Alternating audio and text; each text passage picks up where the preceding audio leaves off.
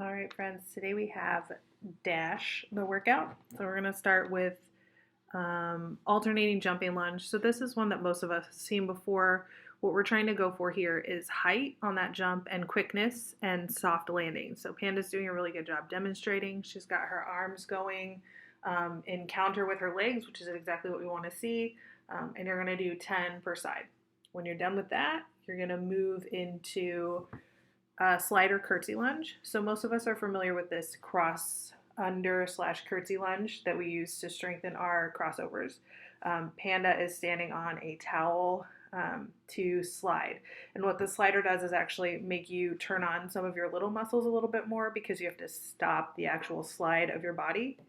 Panda's doing a good job demonstrating from the front and the side. So you can see that she's going out to the side, not back behind her. You want to try and keep your hips square, which she's also doing a good job of doing. And when you're done with those, you're going to move into rotational deadlifts. So Panda's demonstrating with a really light weight because that's what she has access to.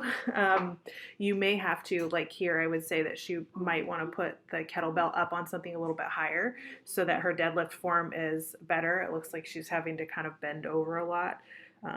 But basically what we're doing is we're starting with the weight on one side of us and we're reaching down with either one hand or both hands is fine as well. And we're using our hip hinge, pushing our hips forward to stand to top. You can do all of the reps on one side like Panda is demonstrating, or you can alternate where you lean over to the right and deadlift it up and then lean over to the left and put it on the ground and then repeat. So you're doing 10 per side. Again, from the side, you can see that Panda is pushing her hips back rather than bending at her knees to pick it up. Again, I think that it would benefit her to have it a little higher off the ground so that she could really exaggerate that sort of deadlift movement. But you'll notice that her back is staying nice and flat. She's keeping her chin tucked and her eyes downcast. Those things are all really important. And of course, whenever we deadlift, we want to make sure that our lats are nice and tight to support that weight as well. And go as heavy as you can. You should really feel this in your core when you do it too. You're going to follow that up with broad jumps. We're just doing 6 reps here. I want to make sure that the reps look really good. So we're definitely going for distance. We're making sure that we're extending through our ankles, knees, and hips all at the same time. So from the front, you can really see that Panda's getting that triple extension. And we can see that she's landing nice and softly. On some of these, her knees are coming in as she lands. So that's something that we would work on with other strength exercises that we're doing throughout the rest of this.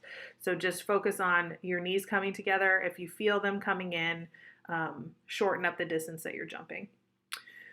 Our last exercise is this half kneeling pal-off press combo. So half kneeling means that one knee is on the ground and then one knee is up at a 90-degree angle. The combo is that Panda is starting that with that band stretched out, it's anchored to something and there's some resistance there.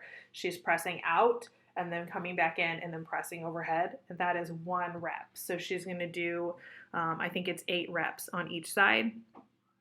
The really important thing here is to really get the glute on that down leg firing so it's nice and contracted. Your core should be really contracted, and as you press up overhead, your chest is going to come up and out a little bit. So you'll notice that Panda's lower back doesn't arch, but she does get her chest to come out.